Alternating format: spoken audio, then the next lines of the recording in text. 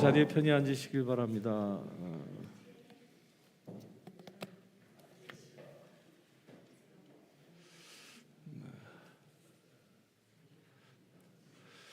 성부와 성자와 성령의 이름으로 말씀드립니다. 우리 앞에 그 설교 제목 한번 읽어볼까요? 시작. 저기에 사울이란 말을 빼버리고 자기 이름을 붙여서 시작. 영준아, 영준아. 다시 자기 이름을 붙여서 시작. 오늘 여러분들의 이름을 주께서 부르실 줄 믿습니다. 어느덧 2024년 마지막 주일이 되었습니다. 이 마지막 주일 예배를 통해서 여러분들 이번 2024년 아주 은혜롭게 잘 마무리하시길 축원합니다. 한국에 있는 한 교회의 장로님이 그 예배 중에 간증을 하셨는데 이렇게 간증했어요.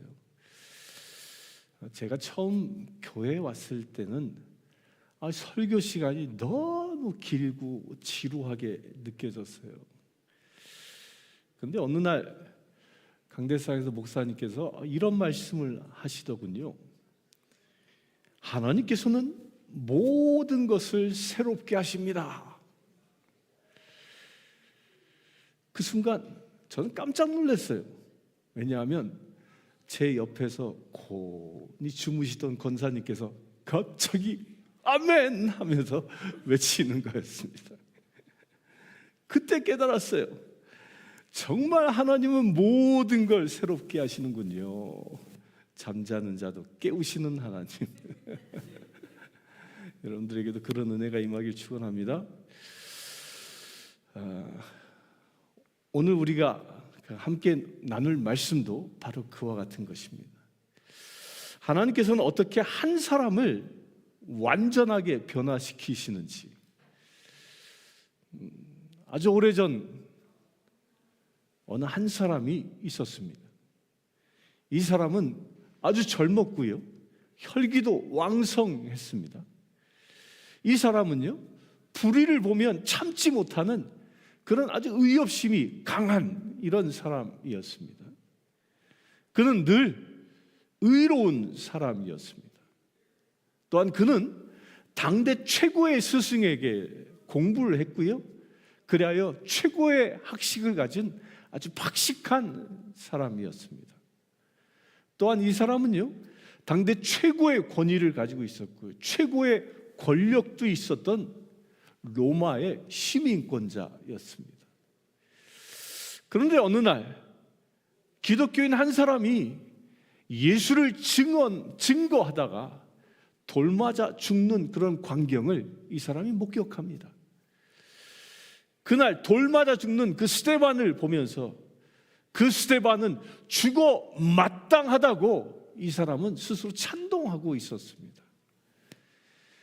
그리하여 돌을 던지는 사람들의 겉옷을 다 받아서 보관하고 있었던 사람이었습니다. 그는 스데반이 죽고 초대교회의 박해가 시작되어 교인들이 사방으로 모든 교인들이 흩어지자 제사장 앞에 나아가서 체포명령을 받고요, 기독교인들을 잡으러 다메섹으로 향하였던 사람이었습니다. 이 사람이 공문을 들고 예수를 믿는 사람들을 체포하기 위하여 길을 떠나갑니다. 그런데 다메섹 도상에서 강한 빛이 저에게 임하여 그가 한순간에 변화되기 시작했습니다. 그 사람이 누구죠? 그 사람이 바로 그 오늘의 주인공 사울입니다. 이 사울이라는 사람이요, 그 변화되어져 가는 과정, 오늘 말씀에 나타난 것을 보면 굉장히 놀랍습니다. 그는 변화되기 전에 어떠했습니까? 살기 등등했습니다. 거짓 메시아를 유포하는 그리스도인에 관하여 아주 분노의 그 정의감으로 아주 살기가 등등했던 사람입니다. 그리하여 예수를 믿는 자들을 다 때려잡고자 살기 등등해서 나섰던 사람이에요. 근데 의협심이 강했고요. 그런 사람이 사울이었습니다. 예수를 믿는 사람들은 다 돌로 쳐 죽여도 시원찮다. 거짓 메시아를 선포하는 자들은 죽어 마땅하다.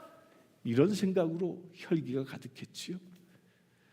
그 혈기가 가득했던 사울이 다메섹으로 가다가 빛 가운데 임하시는 예수님을 만납니다.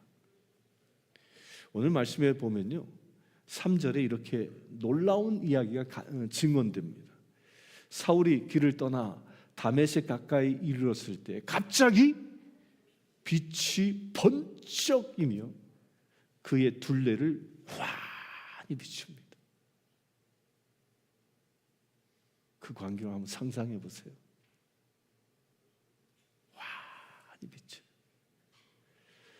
여기서요, 우리가 주의 깊게 봐야 할 게 있어요. 사울이 다메섹으로 여행하는 떠나가고 있는 그 여행은 언제였을까요? 밤에 갔을까요? 낮에 갔을까요? 에? 이때 당시는 밤에는 여행하지 않습니다. 낮에 간 거예요. 낮에. 이 밤에는요, 들짐승들이 사방에서 도사리고 있고 도적대들이 늘 들끓었기 때문에 당시 사람들은 밤에 여행하지 않았어요. 그 낮에 햇빛이 환하게 비치고 있는 그 대낮에. 근데 중동에 가면요, 구름도 없습니다. 그때는요. 쨍쨍 내리쬐는 그 밝은 대낮에 그 여행을 했는데, 오늘 말씀해 보니까요, 사도 바울 주변이 환하게 비쳤다는 거예요.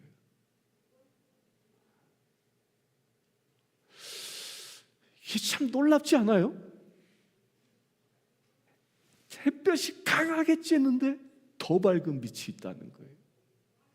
여러분들, 이 상황을 딱 머릿속에 이렇게 그려보면 딱 떠오르는 찬송이 하나 있지 않습니까?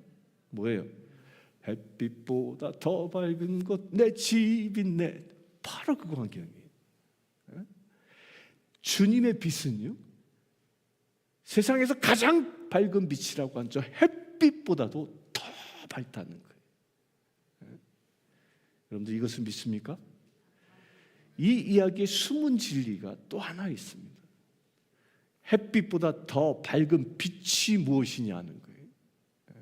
사랑하는 성도 여러분, 대낮에 비치는 햇빛보다 더 강한 빛이 사울에게 덮쳤다라는 그것은요, 우리에게 아주 중요한 영적인 의미를 던지고 있습니다. 첫째는요, 이 세상에 비추어지는 빛과 하나님의 빛은 차원이 다른 겁니다. 미국 생활을 하면서요, 세상의 기준으로 아주 다 갖추어 놓고 사는 분들을 우리는 종종 만나지 않습니까? 이런 분들은요, 좋은 학벌을 가지고 있고요, 또 안정된 직장을 가지고 있고, 또 가정도 또 아주 화목해요. 그 모두가 아주 대낮의 그 햇빛처럼 밝아 보이는 그런 삶을 사는 이런 분들을 우리 종종 보지 않습니까? 하지만요, 예수 그리스도의 빛이 비추면요, 이런 세상의 빛은 마치 촛불처럼 희미해지고 만다는 거예요. 사울이 가졌던 그 최고의 학벌, 또 최고의 지위, 그 열정이 예수님의 빛 앞에서는 아무것도 아니었다라는 겁니다. 두 번째로요, 예수님의 빛은 우리의 내면까지 비추신다는 거예요. 햇빛은 우리의 겉만 비춥니다. 그러나 예수 그리스도의 빛은 마치 레이저 광선처럼 우리 영혼 깊숙한 곳까지 비추신다라는 거예요. 요즘 많은 분들이 겉으로는 웃으며 살고 있지만 그 내면 안에 들여다보면요, 고통과 씨름하고 계시는 분들이 참으로 많습니다. 자녀 문제로 잠 못 이루시는 부모님들, 또 은퇴 후에 공허함에 시달리고 있는 그런 분들, 또 이민 와서 외로움 속에서 방황하는 그런 분들, 예수님의 빛은요, 이런 우리의 내면에, 그 감추어진 내면의 그 어둠까지 비추시면서 우리를 치유하고 회복하십니다. 그 회복이 임하시길 축원합니다. 세 번째로요, 예수님의 빛은 우리 삶의 방향을 바꾸어 버립니다. 햇빛은 동해에서 서로 움직이며 하루를 지나면 사라져 버리고 맙니다.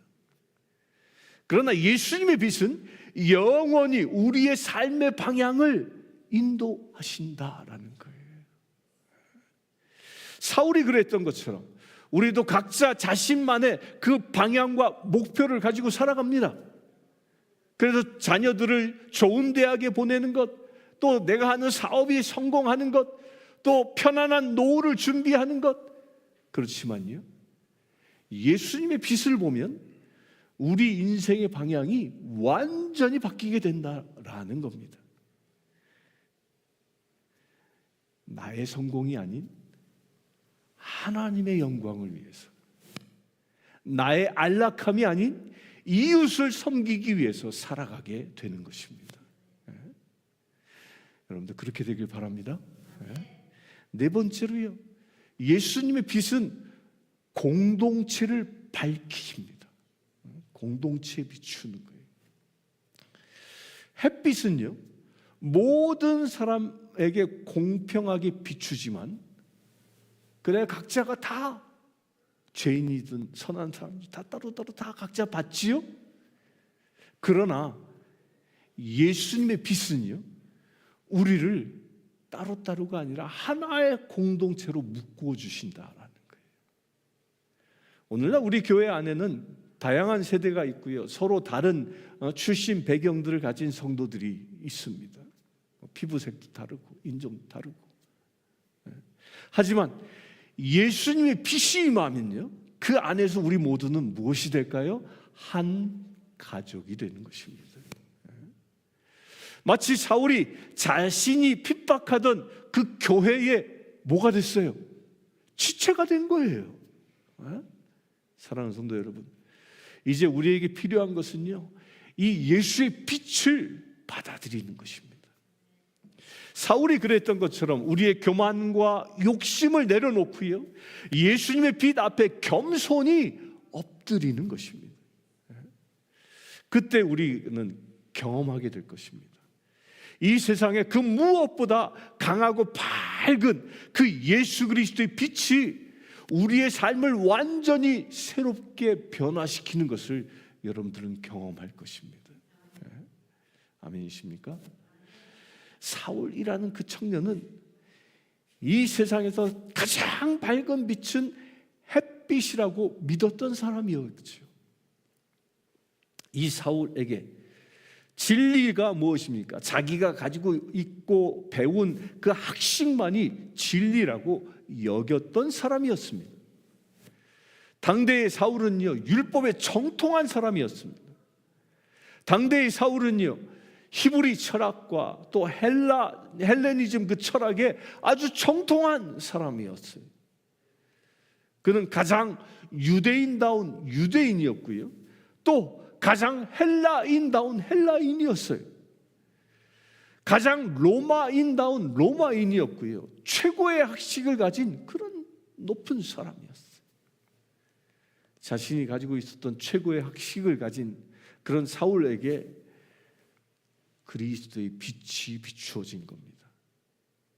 곧 자신의 최고의 학문보다 그 강한 빛, 강한 그 에너지를 가지고 있는 것은요, 예수 그리스도임을 그 사건을 통해서 그는 보여주고 있는 것입니다. 주님의 빛 안에서는 내가 가진 것이 아무리 커도 아무것도 아니라는 거예요. 사랑하는 성도 여러분, 우리를 움직이게 하는 상식적인 사고가 있고요, 또 우리를 움직이게 하는 고집도 있고요, 우리를 움직이게 하는 욕심도 있고요. 우리를 움직이게 하는 이런 이성도 있고요. 우리를 움직이게 하는 지혜도 있고요. 그런데 그 모든 것보다 더 크고 밝은 것이 무엇일까요? 바로 그것이 주님의 말씀입니다. 예수의 그 진리는요, 이 말씀은요, 세상의 모든 것을 뛰어넘어 존재하는 것입니다. 그 말씀을 따라가시길 축원합니다. 사울은 그렇게 예수님을 만납니다. 그 밝은 빛이 자기 주위를 환히 비추었다고 기록합니다. 주위를 환히 비추었다라는 이 말에는요, 숨겨진 진리가 또 하나 있는데, 그동안 사울을 붙잡고 있었던 그 악한 영, 어둠의 권세들이 이 햇빛 가운데도 드러나지 않았습니다. 그런데 그 어둠의 권세들이 예수 그리스도의 빛이 비추어지니까 모두 사라져 버리는 것입니다. 마찬가지로요, 예수님의 빛이 우리 가운데 비추어지면요, 나를 붙잡고 나를 괴롭히고 우리로 하여금 생명의 길로 나아가지 못하게 하는 그 악한 세력들이 모두 다 떠나갈 줄 믿습니다. 예수 그리스도의 그 강한 빛이 그에게 임하여 어둠의 권세가 확 사라지자 사울이 행한 행동이 있습니다. 4절에 보면요, 빛이 비추자 사울이 어떻게 했다고 했어요? 그가 땅에 엎드렸다. 이건 좀 상식적으로 보면 이해가 되지 않는 겁니다. 여러분들 자동차 헤드라이트 한밤중에 앞에 차가 하이빔을 촥 켜면 여러분들 어떻게 해요? 엎드려요? 어떻게 합니까? 확 비추면 어떻게 합니까?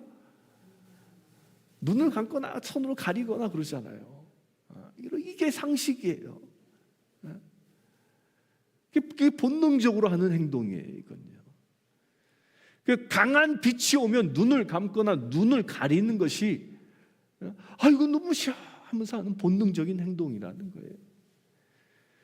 그런데 사울은요, 성경에는 어디에도 눈을 가렸다, 자기 손을 가렸다, 눈을 감았다 이런 얘기는 한 글자도 없습니다. 강한 빛이 비추자 그가 어떻게 했다고요? 바로 땅에 엎드렸다라는 거예요.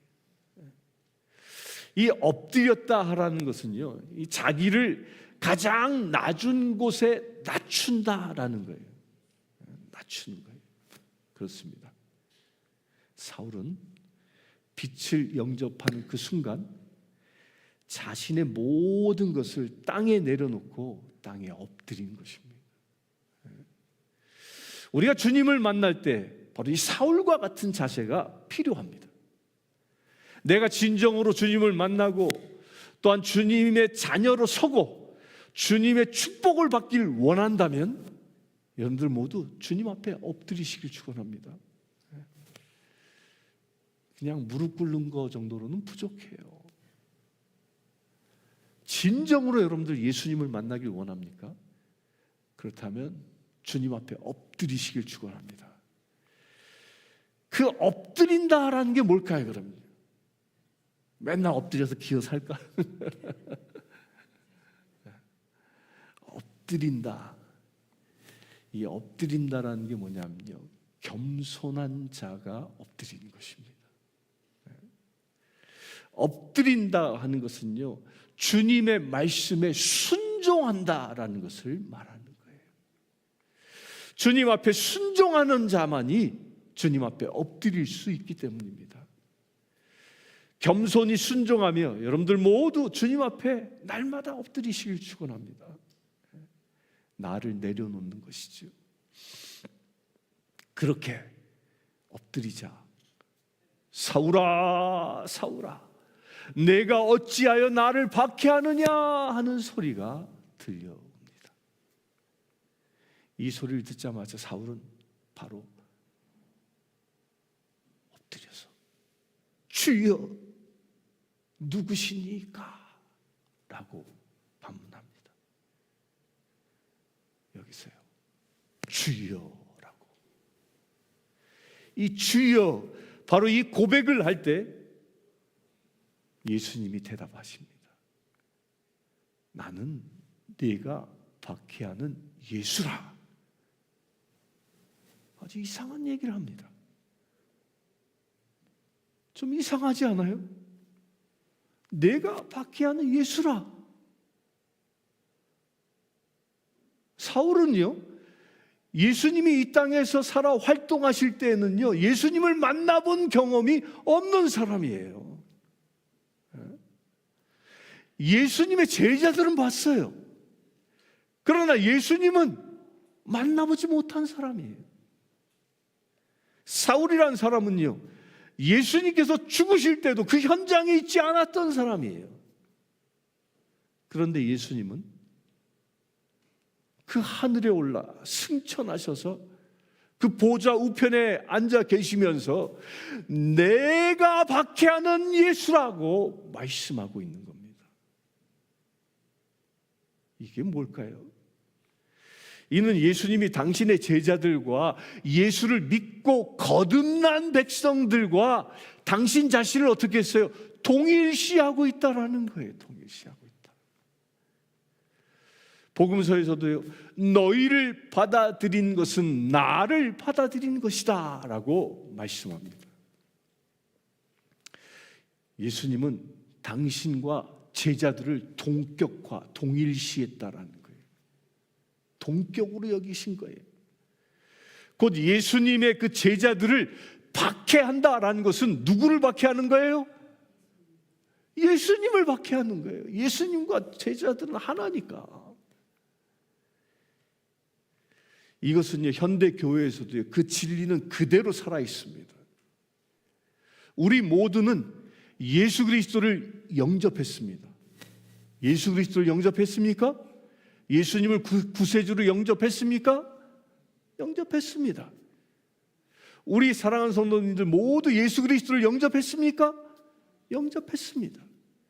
우리 삶 가운데, 내 영혼 가운데 예수 그리스도께서 임하여 계십니까? 계십니다. 그렇다면 우리들은 지금 이 시간도요, 하늘에 계신 예수님이 우리들을 당신과 어떻게 해요? 동일시 여기고 계시다라는 거예요. 예수님과 우리가 동격이라는 거예요. 동격. 놀라운 축복 아닙니까? 이게 어마어마한 축복입니다. 세상을 창조하신 그분, 온 세상 만물을 지금도 다스리시고 계신 그분, 세상의 모든 주권자들을 발 아래 굴복시키신 그분, 지옥의 권세도 틀어잡고 계신 그분, 마지막 심판날에 심판자로 오실 그분, 그분이 바로 나와 여러분들과 동격되어 주셨다라는 거예요. 우리 안에 예수님이 계시고 우리 교회 안에 예수님이 계십니다. 믿습니까? 네. 곧 교회는요, 예수 그리스도의 몸이에요. 그러기에 우리가 중요하게 받아들여야 할 부분이 있습니다. 우리 서로는 예수님의 지체인 것입니다. 나이가 들어 정신이 오락가락해도 오늘 기도했나 안 했나, 말씀을 읽었는데 무슨 얘기인가, 그래도 그 안에 누가 계셔? 그래도 그 안에 누가 계셔요? 정신이 오락가락해도 그 안에 누가 계셔요? 예수님이 계십니다. 나는 비록 가난하고 보잘것없어 보일지라도요, 여러분들 안에 누가 계셔요? 예수님이 계십니다. 그렇다면요, 우리는 서로가 서로를 어떻게 대해야 할까요? 어떻게 대해야 돼요? 서로를 예수님처럼 대해야 하는 거예요. 우리 옆에 계신 분 손 딱 잡고 한번 고백합시다. 내가 예수님처럼 섬기겠습니다. 시작. 예수님처럼. 서로를 우리는 예수님처럼 대해야 합니다. 아멘. 교회 안의 성도와의 그 관계는요, 서로가 예수님처럼 섬길 때 그럴 때 올바르게 서는 것입니다. 교회 우리는 서로가 서로를 예수님처럼 섬길 때 이 교회는 하나님의 역사가 일어나는 것입니다. 그런데 이것이 거꾸로 되면 아주 큰일 나는 거예요. 우리 형제자매 가운데 서로가 서로를 예수님처럼 섬기지 못하고 서로 비방하고 서로 공격하고 얼러리껄러리하고 누구를 공격하고 비방하고 이러면 어떻게 되는 겁니까? 그거 뭐 하는 거예요? 안 되지만요, 그것은 예수님을 공격하는 겁니다.